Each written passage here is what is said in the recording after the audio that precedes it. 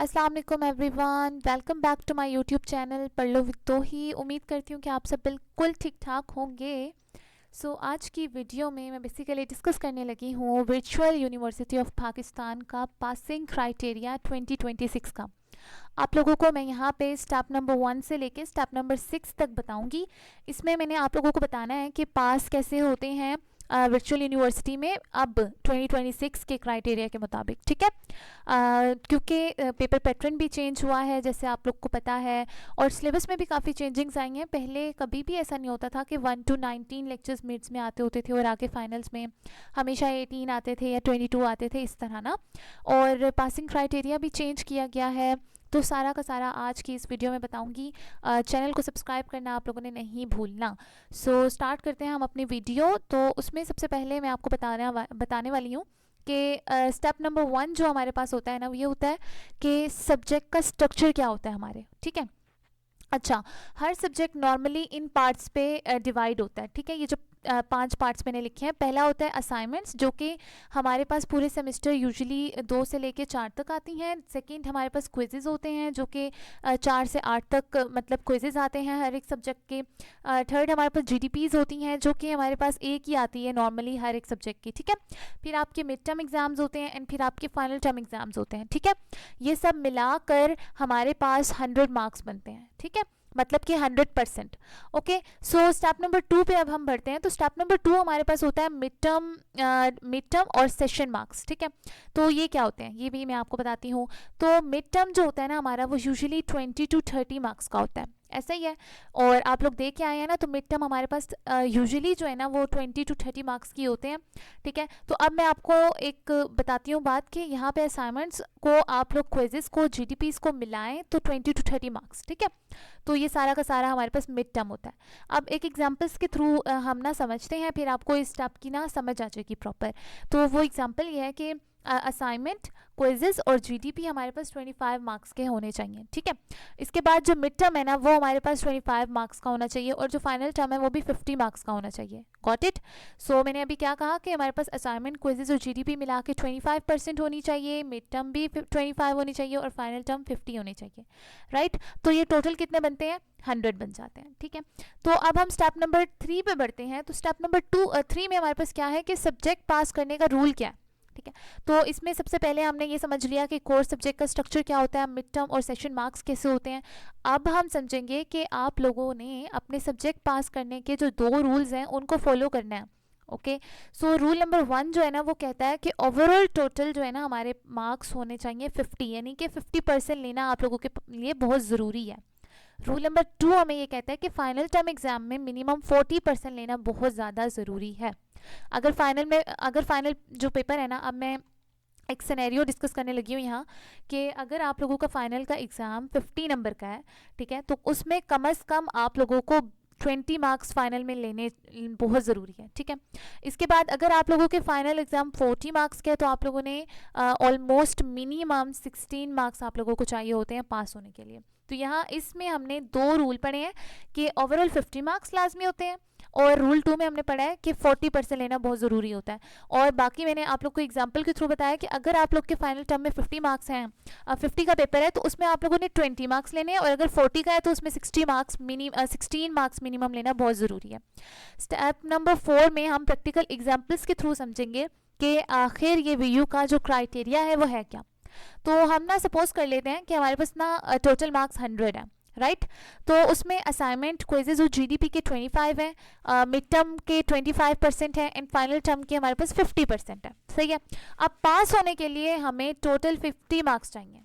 कितने मार्क्स चाहिए, 50 मार्क्स चाहिए, और फाइनल टर्म में कम से कम हमें 20 मार्क्स चाहिए। सिंपल, ये बात यहाँ पे डिस्कस की जा रही है, जो समझने की ज़रूरत है कि टोटल मार्क्स 50 और फाइनल टर्म में कम से कम हमें 20 मार्क्स चाहिए, ठीक है बच्चों। इसके बाद मैं आप लोगों को बताती हूँ के एग्जाम्पल्स। अच्छा, अब मैं आप लोगों को ना यहाँ पे एग्जाम्पल्स के थ्रू बताती हूँ कि आखिर वो कहना क्या चाह रहे हैं। एग्जाम्पल नंबर 1 में वो कह रहे हैं कि पासिंग मार्क्स के अबाउट ना, तो अगर आप लोगों ने बिल्कुल पास होना है ना, पास होना है, ठीक है। तो आप लोगों ने असाइनमेंट्स ETC मतलब असाइनमेंट GDP और क्विजेज में आप लोग के 18% होने चाहिए, मिड टर्म में आप लोगों के 12% होने चाहिए और फाइनल टर्म में आप लोगों की 25% होने चाहिए। तो ये टोटल कितने बनते हैं, 55 बन जाते हैं, ठीक है। तो टोटल 50 से ज़्यादा और फाइनल 20 से ज़्यादा अगर होते हैं हमारे पास, तो आप लोगों का वो सब्जेक्ट जो है समझे पास है। क्या मैं बोल रही हूँ कि अगर आप लोगों के एग्ज़ाम में किसी पेपर में 50 से ज़्यादा नंबर आ जाते हैं और फाइनल में 20 से ज़्यादा आ जाते हैं, तो आपका वो सब्जेक्ट जो है वो पास है। सिंपल वर्ड्स में अगर बताऊँ तो टोटल भी पूरा है, फाइनल भी क्लियर है, सो पास, ठीक है। सो ये बात हो रही थी। एग्जाम्पल नंबर 2 में फाइनल की वजह से जो फेल होते हैं बच्चे, उनके अबाउट मैं बताने लगी हूँ। तो असाइनमेंट्स हमारे पास 22% होनी चाहिए, मिड 15 एंड फाइनल 18।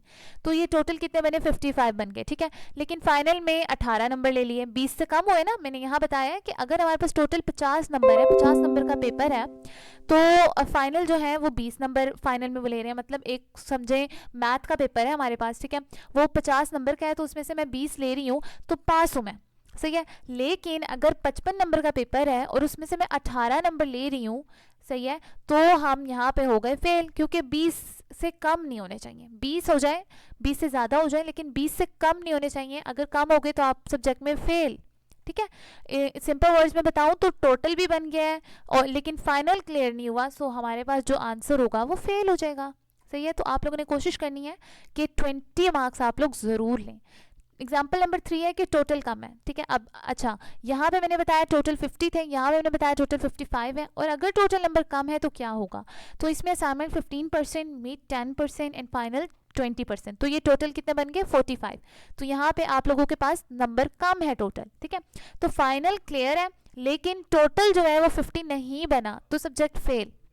वो इनका अपना क्राइटेरिया होता है, मतलब कि फाइनल पास है लेकिन ओवरऑल कम है, ठीक है।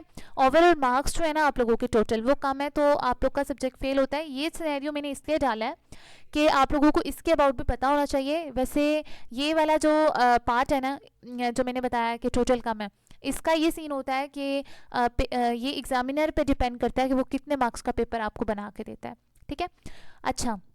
अच्छा, तो अब हम स्टेप नंबर 5 डिस्कस करने लगे हैं। स्टेप नंबर 5 में मैंने कहा है कि सेमेस्टर पास का इजी रूल मैं आप लोग को बताने लगी हूँ कि आप लोगों ने अगर अपना एक सेमेस्टर, पहला सेमेस्टर पास करना है, दूसरा करना है, तीसरा करना है, तो वो एक इजी सा तरीका बता रही हूँ कि सेमेस्टर आप लोग का तब पास होगा, ठीक है, जब आप लोगों के ज़्यादा सारे सब्जेक्ट क्लियर होंगे। ज़्यादा सब्जेक्ट मतलब क्रेडिट और ज़्यादा क्लियर हो जाएंगे, और आप लोग का जो CGPA है ना वो 2 या 2 से ऊपर होगा, ठीक है। 2 से नीचे होगा बच्चों, तो आप लोगों का जो सेमेस्टर है वो वीक हो जाएगा और आप लोगों को इम्प्रूवमेंट देनी पड़ेगी। मींस आप लोगों को एक और सेमेस्टर लगाना पड़ेगा। एग्जाम्पल ले लेते हैं कि एक स्टूडेंट है, उसके 8 सेमेस्टर हो गए हैं, ठीक है, लेकिन अब उसका जो CGPA है ना वो 2 से कम है और बहुत ज़्यादा इसका सेमेस्टर वीक है, तो वो जो है एक और सेमेस्टर लगा लेगा। 9 सेमेस्टर उसको नाम दिया जाएगा, उसमें वो कुछ सब्जेक्ट ऐसे उठा लेगा जिससे उसके नंबर जो है वो बन सकें, ठीक है बच्चों। तो ये मैं कहना चाह रही हूँ कि आप लोगों ने अपने सेमेस्टर में कोशिश करना है कि हर एक सेमेस्टर में 2 से आप लोगों का ऊपर CGPA हो। अगर 2 से नीचे गिर गया है ना आप लोग का CGPA, तो आप लोग की जो डिग्री है, जो सेमेस्टर है, वो वीक हो जाएगा और आप लोग को एक और सेमेस्टर लगाना पड़ेगा, और एक और सेमेस्टर का मतलब है टाइम भी ज़ाया और पैसा भी बर्बाद, ठीक है। तो सिंपल वर्ड में अगर बताऊं तो सेमेस्टर पास के लिए आप लोगों के 2 CGPA होना ज़्यादा ज़रूरी है। तो लास्ट स्टेप हम बढ़ते हैं लास्ट स्टेप पर। तो लास्ट स्टेप हमारे पास है कि डिग्री पास करने के लिए जो फाइनल रूल होता है वो बता रही हूँ कि मतलब आप लोग तो फर्स्ट सेमेस्टर के हो, तो फर्स्ट सेमेस्टर में आप लोगों ने कोशिश करनी है कि 2 GPA से ज़्यादा आप लोगों ने लेना है या 2 लेना है, ठीक है। 2 से नीचे मत जाइएगा। अच्छा, अब ना डिग्री पास करने के लिए, पूरी डिग्री पास आप लोगों ने अगर करनी है ना, तो आप लोग का जो ओवरऑल CGPA है वो मिनिमम 2 होना चाहिए, ठीक है बच्चों। 2 से कम ना होना चाहिए। 2 से अगर कम हो गया तो आप लोग को डिग्री भी नहीं मिलती, आप लोग को सब्जेक्ट इंप्रूव करने मिलते हैं, ठीक है। आप लोग को इंप्रूव करना पड़ता है, एक और सेमेस्टर लगाना पड़ता है। जैसा मैंने पहले बताया कि एक और सेमेस्टर का मतलब है पैसा भी ज़ाया और आप लोग का वक्त भी ज़ाया।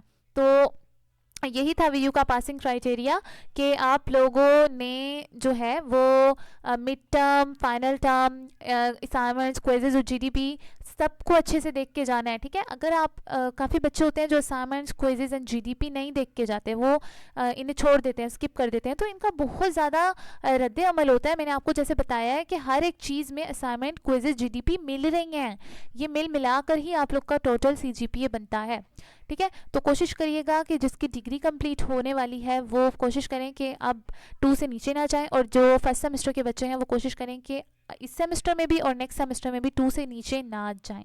तो यही था हमारा पासिंग क्राइटेरिया। सो अगर आप लोग को वीडियो पसंद आई है तो लाइक, शेयर एंड सब्सक्राइब ज़रूर कीजिएगा। फिर मिलते हैं आप लोगों से एक नई वीडियो में, तब तक के लिए अल्लाह हाफिज़।